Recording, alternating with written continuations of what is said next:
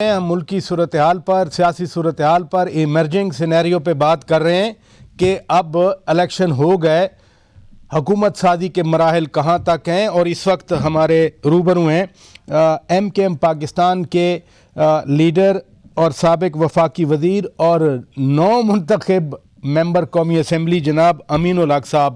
امین الحق صاحب، بہت شکریہ، آپ کو مبارک ہو، آپ نے اپنی سیٹ بھی نکالی، آپ جیت بھی گئے۔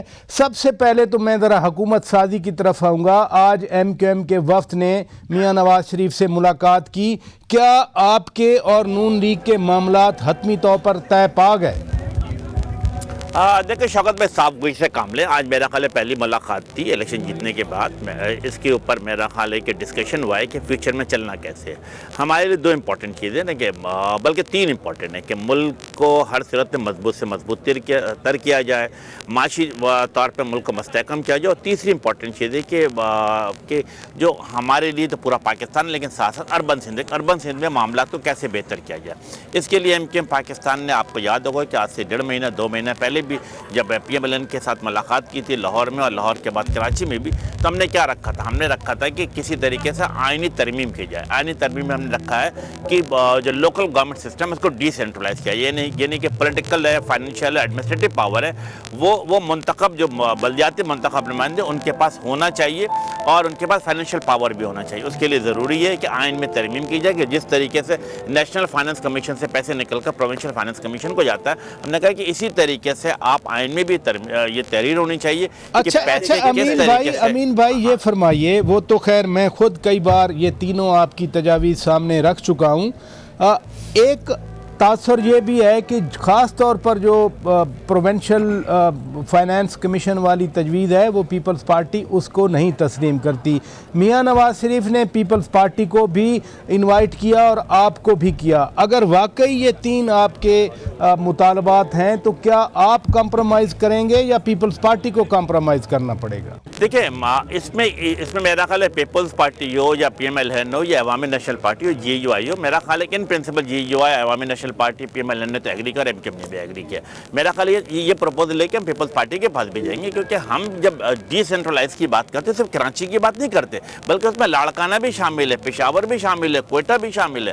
ہماری کیا خواہش ہے کہ میئر کے پاس وہ تمام اختیارات موجود ہو، تاکہ جو جسے کہتے ہیں جو پرابلم فیس کرنا پڑتا ہے عوامی کے لوگوں کو، وہ نیچے لیول تک پہ حل ہو سکے، یعنی کہ پیسے جو ڈسٹرکٹ لیول پہ جائے، ٹاؤن لیول پہ جائے، یو سی لیول پہ جائے۔ اب دیکھیے کیا ہوتا ہے، میرا خیال ہے یہ بات درست ہے، یہ جو آپ اپنا ایک پرنسپل بتا رہے ہیں ٹھیک ہے، لیکن پیپلز پارٹی کو کیسے راضی کیا جائے گا پھر؟ ہم پیپلز پارٹی کے ساتھ بھی بیٹھیں گے، ان کے سامنے بھی یہ بات رکھیں گے، اور میرا خیال ہے کہ ملک کی بہتری کے لیے اور عوام کو بہتری کے لیے میرا خیال ہے کہ پیپلز پارٹی کو وسیع قلبی، وسیع نظری کا مظاہرہ کرنا چاہیے۔ آپ نے بڑی اہم بات کی کہ آپ پیپلز پارٹی کے ساتھ بیٹھیں گے، کب آپ کی ملاقات ہو رہی ہے ایم کیو ایم اور پیپلز پارٹی کی؟ میرا خیال ہے کہ ابھی ملاقات کوئی شیڈول نہیں ہوئی ہے، لیکن میرا خیال ایز اے پولیٹیکل پارٹی میرا خیال ہے ایم کیو ایم کے دروازے تمام سیاسی پارٹیوں کے ساتھ کھلے ہوئے ہیں۔ آصف علی زرداری صاحب بڑی سیاسی پارٹی کے بڑے رہنما ہیں، جسے کہتے ہیں کہ وہ ان کا پولیٹیکل وزڈم بھی بہت بڑا ہے، تو میں سمجھتا ہوں کہ اپروپریٹ ٹائم پہ کہیں نہ کہیں پر کبھی نہ کبھی ایم کیو ایم کی ان کے ساتھ ملاقات ہوگی، تو ہم یہ تمام چیزیں ان کے سامنے رکھیں گے۔ اس ملاقات کے لیے چونکہ آپ سندھ کی دو بڑی سیاسی جماعتیں ہیں، ایسی ملاقات کے لیے کوئی ابتدائی رابطے ہوئے ہیں کہ آپ بلاول ہاؤس جائیں یا وہ بہادر آباد آئیں گے؟ دیکھیں، میں جب آپ گفتگو کر رہا ہوں اس وقت تک to the best of my knowledge no, ابھی کوئی ایسے رابطے نہیں ہوئے، لیکن یقیناً میرا خیال ہے کہ مستقبل میں یہ رابطے ہو سکتے ہیں، ساتھ بیٹھ سکتے ہیں، بات چیت کر سکتے ہیں، مسائل کا حل نکال سکتے ہیں، صوبے کی بہتری کے لیے، ملک کی بہتری کے لیے، جسے کہتے ہیں کہ جمہوری روایت کو قائم و دائم رکھنے کے لیے، پارلیمنٹ کی سپریمیسی کے لیے، یقیناً میرا خیال سے بیٹھا جا سکتا ہے، بات کی جا سکتی ہے۔ اچھا، آپ نے کراچی سے، یعنی ایم کیو ایم پاکستان نے کراچی سے اکثریت حاصل کی بڑے عرصے کے بعد۔ پی ٹی آئی نے تو پہلے دن ہی تحفظات کا اظہار کیا، لیکن پیپلز پارٹی سید مراد علی شاہ صاحب کو رات کو میں سن رہا تھا، وہ بھی تحفظات کا اظہار کر رہے ہیں۔ آج آپ 8 سال کے بعد تقریباً جناح گراؤنڈ میں آج آپ یوم تشکر منا رہے ہیں، وہ تحفظات کا اظہار کر رہے ہیں۔ دیکھیں میرا خیال ہے کہ ایم کے ایم یہ بھی کہتی ہے کہ ایم کے ایم پاکستان کو اس الیکشن میں لیول پلینگ فیلڈ نہیں دیا گیا. یہ تمام جو ایڈمنسٹریٹر تھے, ڈی سی تھے یا ایس ایس پی تھے, یہ تمام لوگ کس کے لگے ہوئے تھے؟ پاکستان پیپلز پارٹی کے لگے ہوئے تھے, اور آف اینڈ آن ان کے کہیں نہ کہیں ان کو سپورٹ تھی. لیکن اس کے باوجود ایم کے پاکستان نے اپنی الیکشن کیمپین میں سمجھتا ہوں کہ بہت آرگنائز اور سسٹمیٹک وے پہ چلایا. ہم نے کیا کیا تھا, 4 مہینے پہلے اپنی الیکشن کیمپین شروع کر دی تھی. 4 قومی اسمبلی کے امیدواروں کا ناموں کا اعلان بھی کر دیا تھا. یہی وجہ تھی کہ چھوٹے جلسے ٹاؤن میں ہم نے کیے, پھر بڑا جلسہ ہم نے جسے کہتے ہیں باغ جنہ میں کر کے دیا. تو عوام کو ہم نے اٹریکٹ کیا, عوام کے درمیان ان کی آواز میں آواز ملا. یہی وجہ ہے کہ ہمیں بڑے پیمانے پہ ووٹ ملا. لیکن ہمیں توقع تھی کہ کراچی سے 15 نہیں بلکہ ہمیں تو 18 سیٹوں کی توقع تھی. لیکن ہم اس بات پہ حیران ہے کہ پاکستان پیپلز پارٹی بھی کراچی میں جو ہمارے توقع کے برخلاف زیادہ سیٹ لے لی ہے. تو ہماری بھی اپنی جگہ پر ریزرویشن ہے اگینسٹ پاکستان پیپلز پارٹی. لیکن ایم کے ایم کی کیا ہے؟ ایم کے ایم کی تو روایت رہی ہے نا پچھلے 3 دہائیوں سے. کراچی اور حیدرآباد میں ایم کے ایم جسے کہتے ہیں کہ وداؤٹ اینی کمپٹیشن جیتتی چلی آ رہی ہے. الحمدللہ 15 سیٹ ہم نے کراچی سے حاصل کیے ایز یوزول. پچھلے 3 دہائیوں سے حیدرآباد کے سیٹ ایم کے ایم جیتتی چلی آ رہی ہے. ہم نے 100% آپ نے بڑی دلچسپ بات کی کہ پیپلز پارٹی کی اتنے سیٹیں کراچی سے نکلی ہیں, تو آپ کو بھی تحفظات ہیں, کیوں؟ دیکھیں عام طور پہ کیا ہے, کراچی کے 2 حلقے ایسے تھے جہاں پہ کسی طور پہ پیپلز پارٹی کا ہمیں کہیں تنظیمی اسٹرکچر نظر نہیں آ رہا تھا. لیکن اس کے باوجود وہ کامیاب ہوئے. تو ایم کے ایم نے کیا کیا؟ ایم کے ایم نے براڈ مائنڈ کا مظاہرہ کیا ہے, اور ہم نے صرف اپنی ریزرویشن بتائی ہے, لیکن ہم نے کوئی روڈوں پہ نہیں آئے, کوئی ہم نے ان کے خلاف بیان نہیں دیا ہے. تو میں سمجھتا ہوں کہ اگر اس موقع پہ ایک دوسرے کو ایکوموڈیٹ نہیں کریں گے تو تلخیاں پیدا ہوں گی. تو میری جسے کہتے ہیں کہ ہاتھ جوڑ کر کے سندھ کے سابق چیف منسٹر صاحب سے گزارش ہے کہ تلخی پیدا نہ کریں, بلکہ آگے بڑھنے کی بات کریں, وے فارورڈ کی بات کریں کہ کیسے ہم سندھ کو بہتر کر سکتے ہیں. اچھا, ویسے امین الحق صاحب, میں خود پورا ہفتہ کراچی گزار کے ابھی تھوڑی دیر پہلے میں اسلام آباد پہنچا ہوں. میں نے بلاول بھٹو صاحب کی وہ جو ریلی تھی الیکشن سے 1-2 دن پہلے کنٹینر پہ, میں بھی ان کے انٹرویو کے لیے موجود تھا.